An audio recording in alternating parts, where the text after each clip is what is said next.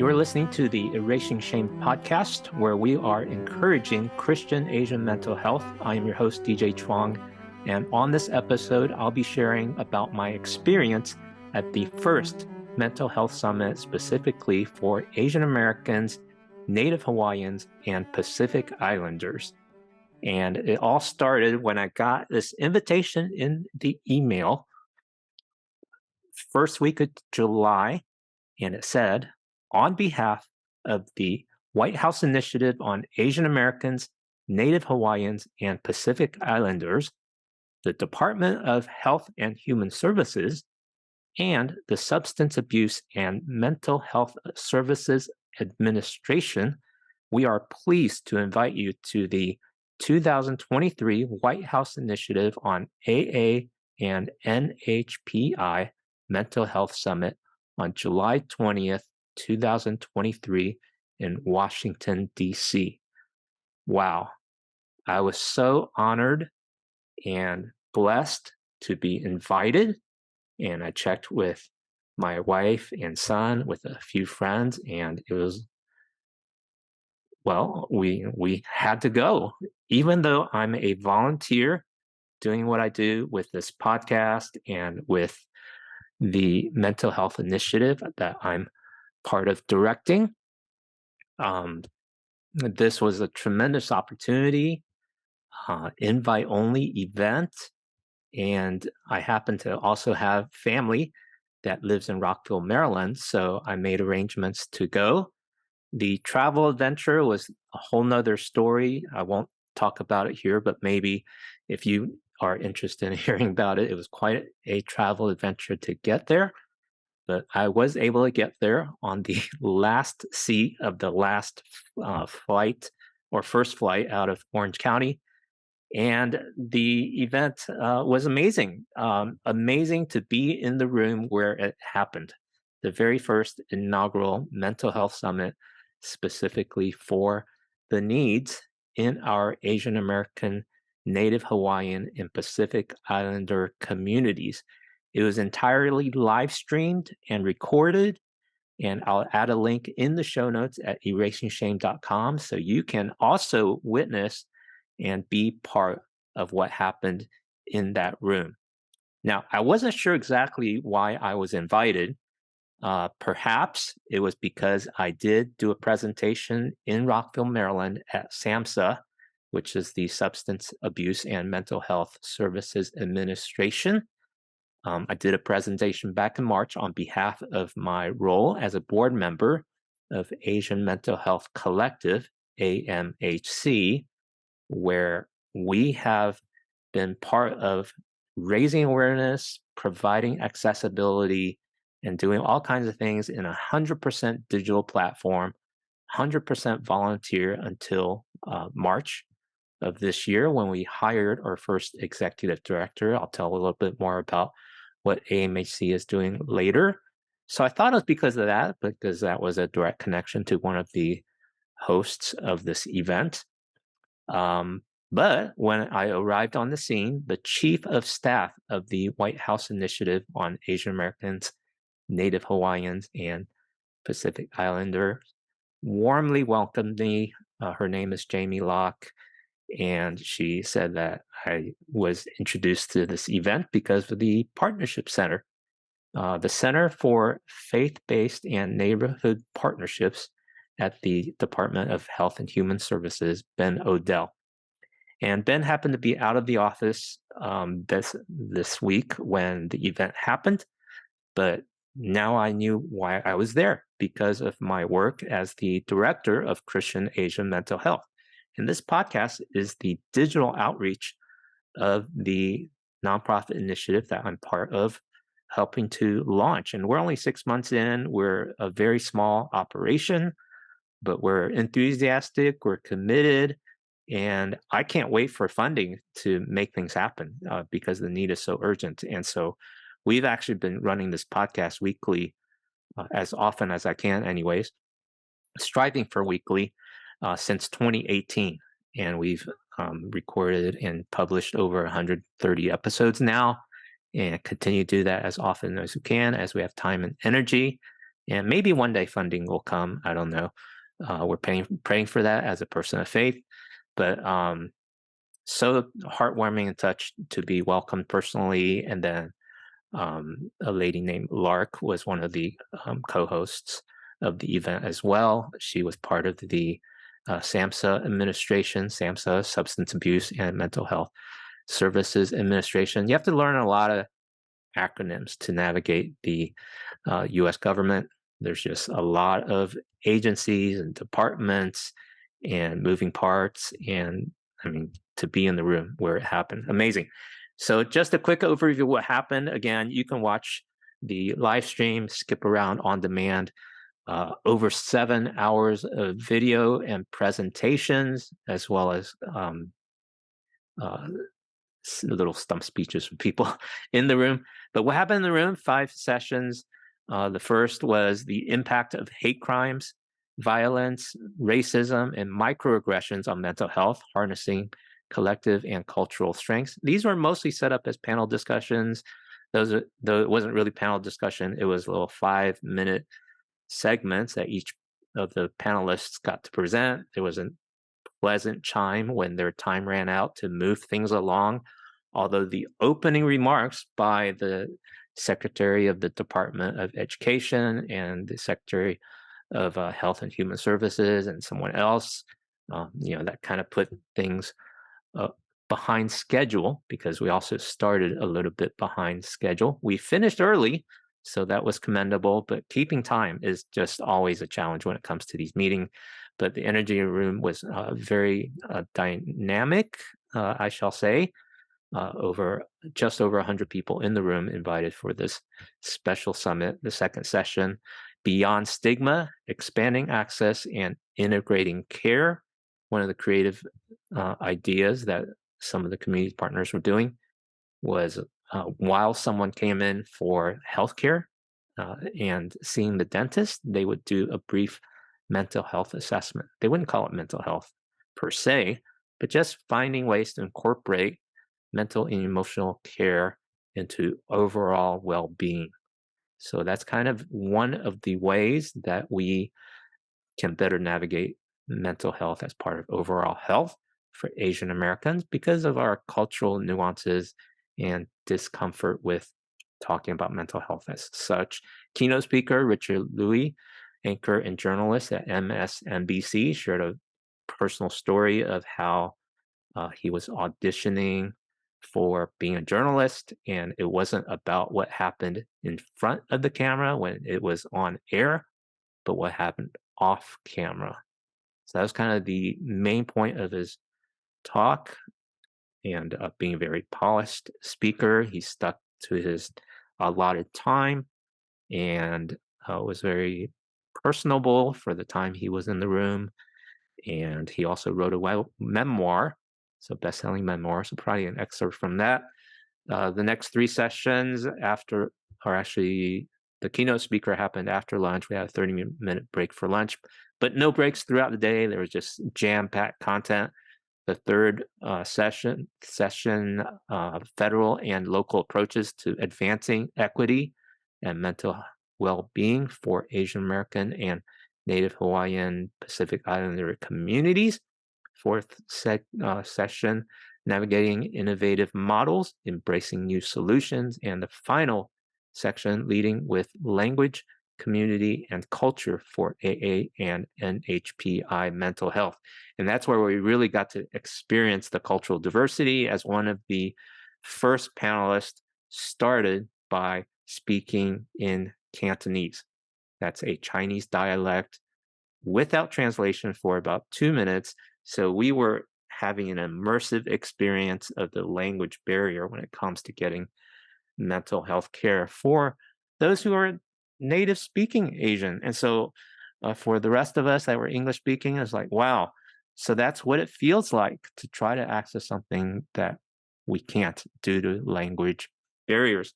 And then we got to experience a good 5 minutes or so of line by line translation of Cantonese to English. We also saw a video segment of sign language person, ASL, and ASL is provided on the live stream and recorded videos, so you can watch that over there. We don't have the resources to do that here yet, but one day we'd be happy to serve those who are deaf and need ASL. Um, we're doing what we can with what we have, which is right now nothing, just sweat equity because the need is so urgent. So, a few minutes of my personal reflection as a not only wearing the two hats that I did, which is director of Christian Asian Mental Health, as well as board member of Asian Mental Health Collective. If you want to remember the acronym, CAMH is Christian Asian Mental Health, AMHC is Asian Mental Health Collective. And it just so happens if you move the C to the first position or the last position, you get CAMH or AMHC. So uh, those are my two roles in terms of what I'm trying to do to help with the mental health situation here in our Asian American communities. But I am also a person with lived experience, PWLE, and I struggle with managing my bipolar disorder, diagnosed 23 years ago at the age of 35. And so probably diagnosed late because of my own shame and stigma with getting mental health services. Asian Americans are 3 times less likely to access professional mental health care and services. And as it was mentioned at the summit, we, particularly young adults in their 10s and 20s, have the highest suicide rate. And so the need is urgent for mental health care, not just for that demographic age group, but for everybody along the spectrum in Asian American communities. And one of the global research projects called Lancet Commission noticed and identified that the key to really erasing shame and stopping stigma when it comes to mental health is really centering people with lived experience. Centering people with lived experience. And the way they did that at the summit, they had 2 students that were interns at one of the mental health organizations out in Oakland, California. They shared during the first 2 sessions about their own experience of microaggression and anti-Asian hate and the struggle to get mental health care. And that was a most touching moment. And I wonder what it would look like if we incorporate more of people with lived experience in every segment that was involved. Although the last segment with the language um, presentation in Cantonese, that was a good example of lived experience. And we just incorporating more of that rather than talking about just programs, but how does that connect with people with lived experience? Um, Another experience I'll share here is just how big our nation is and how big our government is. And so to be one of 100 invited to that event was such a special honor. And I wish I could share more of that with you. But I just wanted to take a few minutes on this episode to share with you in hopes of opening up the conversation, especially in our digital world, Asian American communities, Asian American faith communities that are Christian, especially because we need many, many more of those conversations, relationships, partnerships, and collaborations. Now, the government is good at doing what they do. They're good at governing, coming up with policies, regulations, and procedures. And so very structured, very formal in a lot of ways. And so the summit reflected a lot of that. And the recurring theme from not just the stage, but also from the floor, many people, they did make time and room for people to say a few words after each of the panels shared their presentations. So I wasn't watching the clock, but many people in the room did get to share, maybe 30-40% of them. And funding, the need for funding was repeatedly shared. And yes, that is a need in doing the work of mental health care in all kinds of ways in community-based organizations. They call those CBOs, in programs, in making government programs more accessible. And when it comes to funding, well, could they make funding more accessible, easier to apply for normal people, for small nonprofits? Yeah, navigating the government is challenging. It's like you need a human translator to decode all the acronyms, all the jargon and specialized language with metrics and outcomes. And we don't know the difference between outcomes and outputs as a normal person. Anyways, I won't get into that, but just to mention, it is challenging, a lot of friction. And I know there's standard operating procedures, SOPs. I know there's policies, there's regulations, there's a certain way of doing things, but the average person who's not well versed, that doesn't have a political science degree, doesn't work in the nonprofit world, just trying to do good, um, with their passion, with their energy, with their compelling need, because the need is so great. Um, Boy, if we could make it easier for us, for them, that would be tremendous. So many people got to share their concerns, their work, their needs. I didn't raise my hand because I don't think very quickly on my feet. And I have a podcast, so I can share a little bit more here at my own time, at my own pace. And perhaps I'll reach a few more people this way, people outside of the room, because actually, I mean, with so many people talking in the room, I'm not sure how many people remembered what was shared. Certainly not everything that was shared because it was a lot.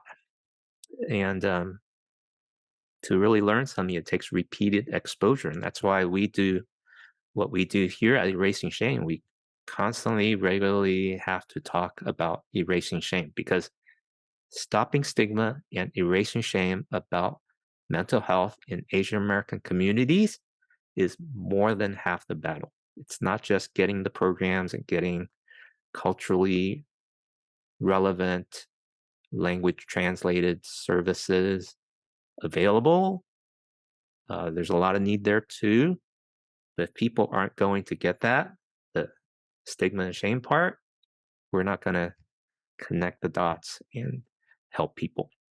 Now, I was pleasantly surprised to hear that faith leaders and communities were mentioned by Juliet Choi. She's the CEO and president of APIAHF, Asian and Pacific Islander American Health Forum. So that was really kind of her to recognize the tremendous opportunity for partnership and collaboration with faith communities to really reach Asian Americans.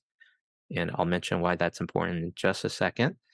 And my friend got to meet my friend from Atlanta, Pastor Jin Lee, who's a board member of Mustard Seed Generation. He's been a guest here on the Erasing Shame podcast. And he got to talk more with Juliet Choi. So I hope that was a fruitful conversation, a fruitful conversation that'll bear fruit later. And also reconnected with Tony Kim, who's now the Director of Spiritual Care with NAE, National Association of Evangelicals. Just a few names I want to mention because I appreciate them. So good to connect with them and hopeful for follow-up conversations we will have in the coming weeks and months and perhaps years ahead, because we need those relationships, those friendships to do this work for the long term. So I would say it's not just funding we need friendships. We need those relationships to really go for the long haul. And that was my suggestion. They use this thing called thought experience, thought something.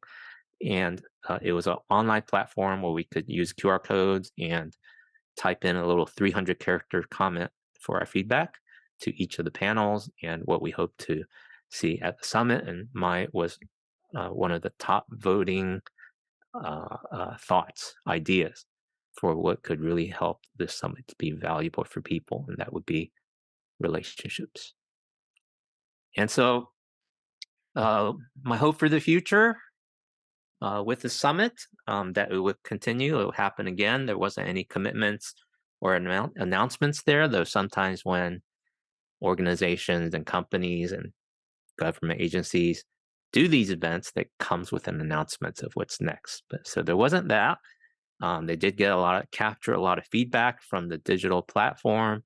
Of course, they have the live stream recorded. So if someone, maybe some interns or staff, were to do a transcription of what happened there, they could analyze the feedback and come up with some um, studies or reports or inform the next decision of what they might do. That would be awesome. Not in my hands. But what I would love to see is the use of digital innovation, not just innovation in so called models, but digital innovations. We're living in the 21st century, 2023. We just went through COVID, 2 years of practice using digital tools like Zoom and blogging and social media and podcasting and Reddit and Twitter, that's now being called X. We could be having these conversations not just once in a blue moon in a room, but we could be having these conversations 24/7 and move it along. I would love to see that. I would love to be a part of that. We're doing that at AMHC, Asian Mental Health Collective. We have a Facebook group. It's private to make sure it remains a safe place with over 61,000 members.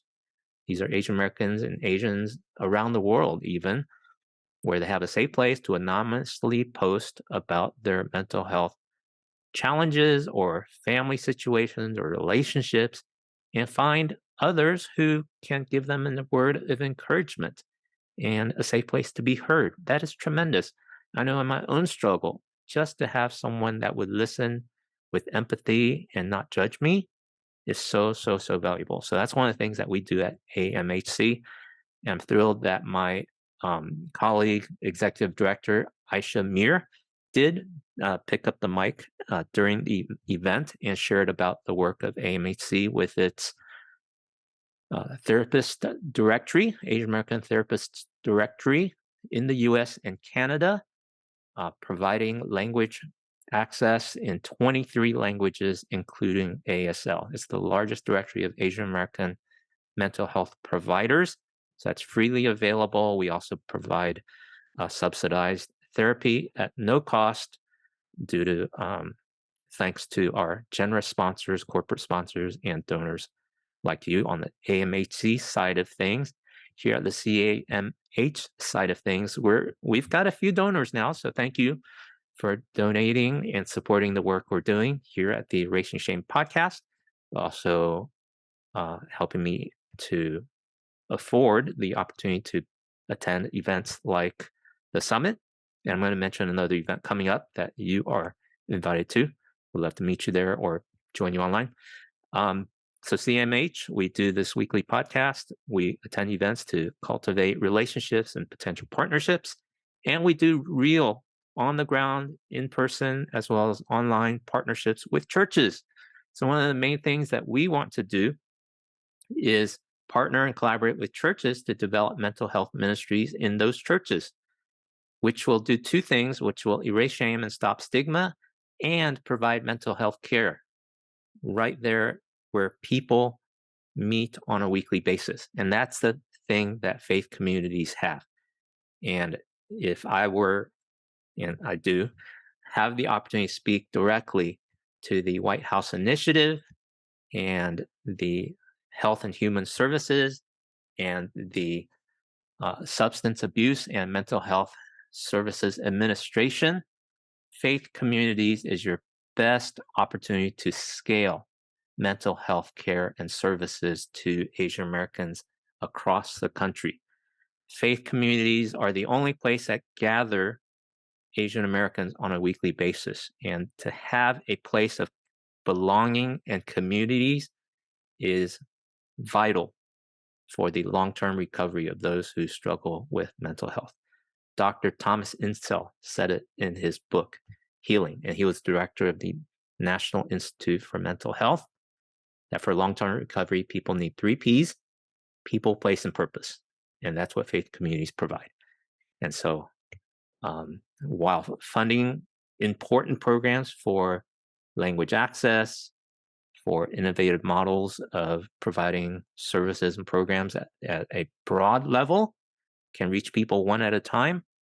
With churches and faith communities, you can reach hundreds of people at a time. Do the math on that. Okay, there's over 9,000 Christian churches in Asian communities. So that's the focus that I'm putting my energy behind. There's a couple more thoughts for the future. There are other organizations in the room that can also convene, not just summits broadly on a national basis, but also gatherings that could be working groups, roundtables, really address and work on the issues to increase access, to be more strategic, to be more effective with how we provide mental health services to more people more effectively. And so I was thrilled to see Norman Chen, the CEO of the Asian American Foundation, in the room, and also the other DJ in the room, DJ Ida, who is the founder and director of the National Asian American Pacific Islander Mental Health Association, NAPIMA. So it's not that we need more meetings, but we do need more relationships, more friendships, not just funding, and bridges for partnerships to do this work together, because the work is so big, we can't do it alone. I mean, we do it alone, but we would do more when we do it together. And then last thought I would share about a future summits and gatherings like that, so that Asian American communities can be smarter and working better together on this mental health crisis, is the 50-50 idea. I would like to see at least 50% of the room younger than 50 years old. I just turned 57 this summer, and so anytime I step into the room talking about the future of anything, I want to see and expect to see and hope to see the room to be at least 50% younger than me. But just for easier math, 50-50, 50% of the room younger than 50. If we're going to talk about anything, planning or creating the future. And then likewise, when it comes to who gets the mic, who gets the airtime, 50% presentation, no more than that, and 50% should be conversational, two-way conversation, either around the table or in the room where people can respond to each other. 50-50 principle. I hope that's helpful. I believe it is. And closing word, I'm so grateful to be invited and to share this invitation from the Center for Faith-Based and Neighborhood Partnerships at the U.S. Department of Health and Human Services. Compress that down, it's just called the Partnership Center. And they are putting together a one-day event on September 7th, which is, I think it's a Thursday, in Washington, D.C., at the Hubert Humphrey Building, which is the HHS building where the summit also took place. And the event is called Connecting at the Intersection of Faith, Community, and Mental Health. And they're going to address some very practical topics, very valuable. Space is limited. Topics include improving youth mental health and suicide prevention, faith, addiction, and recovery, leading while bleeding, addressing leadership burnout, faith-led mental health initiatives, replicating the best models and practices, expanding houses of worship to offer mental and behavioral health services, capacity building, and the last one, and this one will get the most attention, I think, funding opportunities. Yes, grants, resources, and philanthropic roundtable. So thank you, Ben Odell, Dr. Q English, for putting together this event. Thank you for inviting me, and thank you for opening the invite to the public. I got permission to share this with you. Sign up early if you're able to be there in the room at Washington, D.C. on September 7th.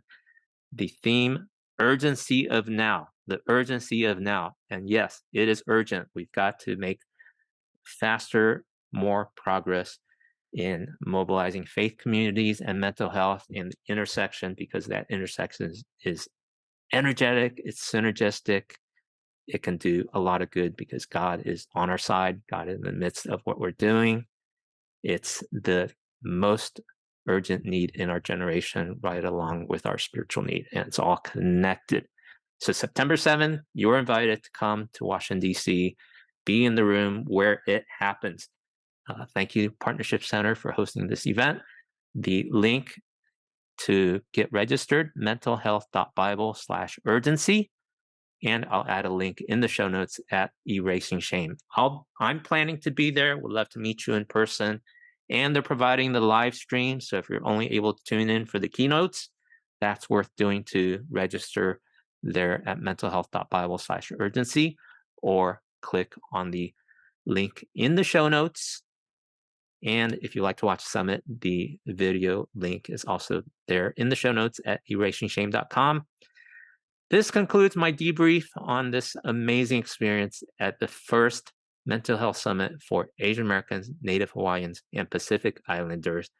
Thank you for listening or watching all the way to the end of this episode of Erasing Shame. I would love to have a conversation with you. Add a note, message on erasingshame.com. I've even got an anonymous voicemail if you want to leave me a voice message. My contact info is all there. I'm on Instagram, Twitter, Facebook, YouTube. I'll even give out my phone number. So if you like using the phone and text me or give me a call, my number is 949-243-7260. That's here in California, Pacific time zone. If I'm not able to answer, I might be sleeping or in a meeting, but I would love to hear from you.